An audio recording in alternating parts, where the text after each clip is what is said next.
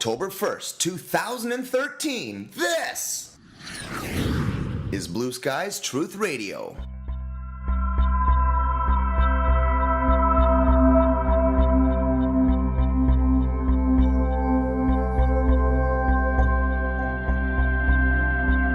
Good morning, ladies and gentlemen. You are in the right place. Blue Sky's Truth Radio. It's Tuesday. What an absolutely gorgeous day to be alive. Thank you for caring about your world and doing something about it. On today's show, the dangers of GMOs, liver cleansing foods, a little poem, and October is Agent Orange Awareness Month. Cool. I hope you got to listen to episode 4 in the interviews with the two Dans. That was pretty cool for us, and I truly hope you've taken the time to look into the fluoride issue by now and have lent your support to the petition found at endfluoridetoronto.com. Very important indeed. Another very exciting and important movement picking up traction is the March Against Monsanto version 2. Scheduled for Saturday, October 12th, 2 p.m. at Queen's Park. If you eat food, you should be there. And we need you there. We need all the support we can get to show the lawmakers that we are serious about our lives and we are serious about our health. GMOs are deadly. We marched against Monsanto for the first time this summer, where thousands of people joined in unity downtown at St. James Park.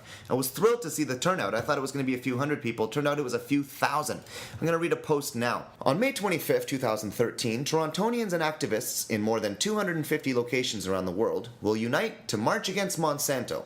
For a list of cities participating, visit bit.ly/ZTDSK8.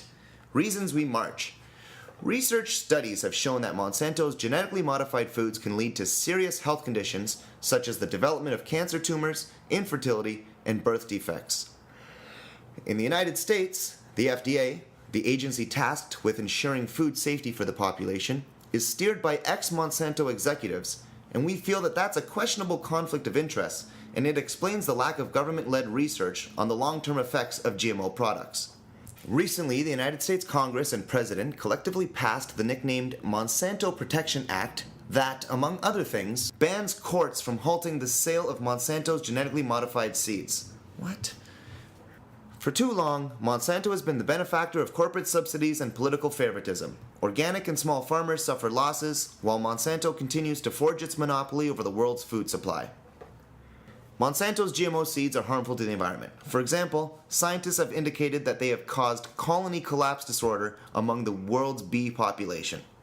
Solutions we advocate: labeling of GMOs so that consumers can make informed decisions, repealing relevant provisions to the U.S.'s Monsanto Protection Act, calling for further scientific research on the health effects of GMOs, holding Monsanto-supporting politicians accountable through direct communication, grassroots journalism, social media, etc., continuing to inform the public about Monsanto's secrets.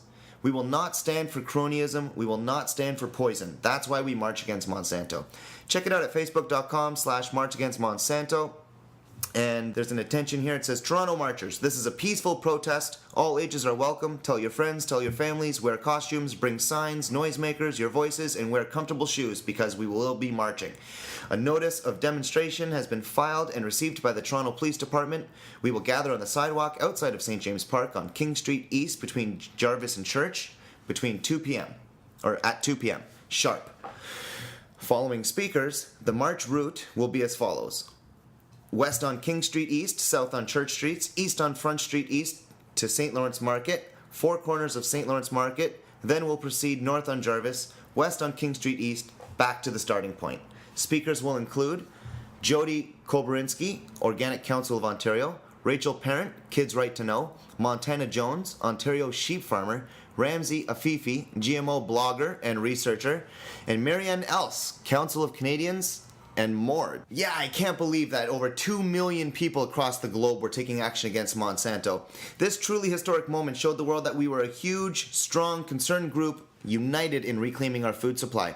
So coming up this October 12th, in conjunction with World Food Day, for worldfooddaycanada.ca, and with Dr. Vandana Shiva's Seed and Food Freedom campaign, March Against Monsanto is a global call to action aimed at informing the public and calling into question long-term health and environmental effects of genetically modified foods. Please come to the cause. Queen's Park, Saturday, October 12th, 2 p.m. Are you genetically modified? You are what you eat. You are now listening to Toronto's trippiest radio station. This is Blue Skies Radio, where we get together, share some laughs, tell some truth stories, and watch the chemtrails fly. Tune in Monday through Friday. Hey, it's Ryan from Blue Skies Radio. Do you eat food? Do you have a backyard? Do you have a balcony? Do you have a window? If you answered yes to any of these questions, you should be growing food. If you're not growing food, what are you thinking? You might be thinking it's a little bit too difficult. You don't know how to start. Well, give us a call at TorontoWormCompany.com and we'll show you how anyone can grow anywhere. 416-839-4769. It's your right to grow. I wasn't eating enough fruits or vegetables, that's why I turned to Beyond Tangy Tangerine. It's a unique multivitamin mineral complex in powdered form, a natural antioxidant that packs a whopping 115 fruits and vegetables within it to support optimal health and a healthy immune, cardiovascular, and digestive system. Give us a call today at 416-839-4769. That's 416-839-GROW.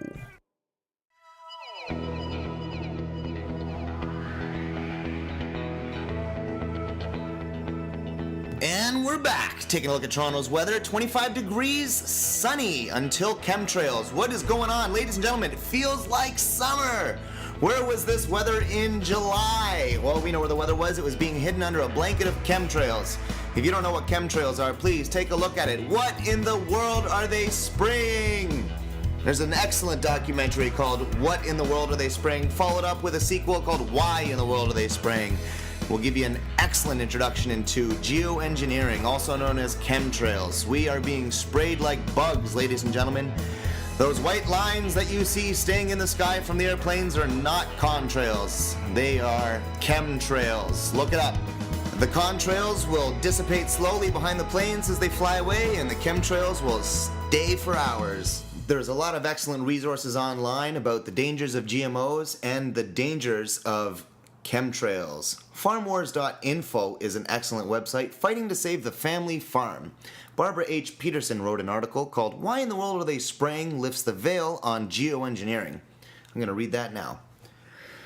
Recently I had the opportunity to review a screener copy of the soon-to-be released film Why in the World Are They Spraying? In my opinion, this film is by far the most in-depth analysis of the chemtrail geoengineering issue that I've seen to date, clearly outlining the motives behind this insidious program of altering natural weather patterns, changing soil chemistry, and taking control of our food supply in the process. Why in the World Are They Spraying lifts the veil on a major geoengineering agenda that is at the forefront of our fight for food sovereignty. There are people who are working full-time at controlling the food and thereby controlling the population while maximizing profit at the expense of those from whom they profit from, and then like a tick that sucks the blood from its host with no thought whatsoever of the host's health or well-being, these people put profit ahead of life, and it appears that they may be spraying our skies. I can't begin to tell you how geoengineering can affect and change the face of agriculture as we know it. Small farmers and homesteaders survive off of what they grow. Mega corporations don't. They survive off of a gullible public's ability to not care what they put in their stomachs just as long as it tastes good. They subjugate, enslave, torture, and kill both people and animals with their CAFOs, antibiotic overuse, genetically engineered crops, genetically engineered feed, toxic pesticides, and backwards thinking that puts man and nature at odds with each other, both fighting for survival in a steep downward spiral that can only end in disaster. Why? Profit, power, control. You name the excuse, the profiteers have it, and they sound so logical and so convincing. That is, until you look around with eyes wide open and determine for yourself why everyone you know is sick and spending a fortune on medical bills. GMOs and toxic chemicals have a tendency to do that to a person. What is the link between geoengineering and Monsanto? Take a look around your grocery store and realize that just about everything on the shelves contains something grown with Monsanto's patented gene splicing techniques and proprietary toxic pesticide concoctions. Then, try to understand the scope of this complete takeover of our food production system. Control the weather, and you control food production. Get enough key players in the government, control American policy, control the weather through your connections or obtain inside information about that control, buy up all the major seed suppliers, and then you are in a position to force-feed GMOs to America and every other nation that does business with America, your partner in one of the greatest crimes in history, the stealth invasion of the planet with genes that mutate, invade, and conquer all surrounding life when left to propagate on their own. Sound like a sci-fi takeover? Well, it is, and its name is Monsanto. Sure, there are other biotech companies on the gravy train, but Monsanto is clearly the front runner, with the most horses in the race and the most money on the table. But our government is supposed to protect us. Just in case you haven't heard, our government is a corporation, in league with other corporations. Look it up on Dun & Bradstreet. And what's a corporation's primary goal? To increase the bottom line. Nothing more, nothing less. So if a little geoengineering will make a partner a bit of obscene profit at the expense of a few minions, man the torpedoes, full steam ahead. Far out and even outlandish, you say? Watch Why in the World Are They Spraying and ask me that question again. I dare you. Cool. Thank you very much, Barbara, for that cool little article. Everyone take a look at that, and please support the geoengineering chemtrail issue. There was a march this summer for the March Against Chemtrails, which is neat. I really like the way people are waking up, and we've slowly got marches against chemtrails, against GMOs. We've got marches against fluoride, Occupy Wall Street. You know, that's really neat that people are waking up slowly and surely, and I hope that we can all just come together and work towards a better future. I mean, you know what?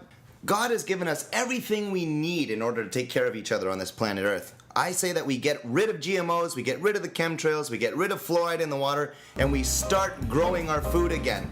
I hear people talking about the world being overpopulated and we won't be able to feed everyone. Well, where are all the farms? There's no more farms. International bankers are killing the family farmers. And on top of that, we don't grow enough, there's not enough community farms around, and I'd like to see a garden in the backyard of everyone's house. Wouldn't that be nice to make a fresh salad every single day from the backyard? Let's make it happen, ladies and gentlemen. God gave us free will. Have you ever wanted to fly? The very first time I saw my father fly by with his rollerblades, I knew that was something I wanted to do. 25 years later, I'm a trained professional. Hi, I'm Ryan from TorontoWormCompany.com. And I'm here to let you know that rollerblading is the best feeling I've ever had in my life. Take it from me, I've been skydiving, I've been go-karting, I've even gone swimming with sharks. But nothing compares to that feeling I get when I rollerblade. The wind blowing in your hair, people are smiling at you, they all want to do it. You can see it in their eyes, they just want to grab some skates and skate with you. Well, now's your chance, world. Give me a call at 416-839-4769 and you can learn to fly.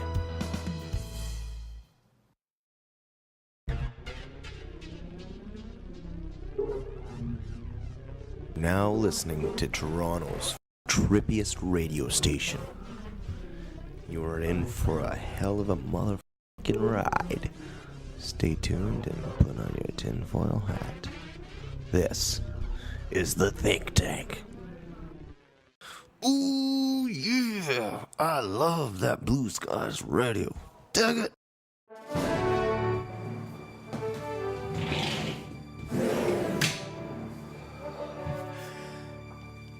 And we're back. Final segment of the show, Blue Skies Truth Radio. You can find us on the web at www.bstr.ca.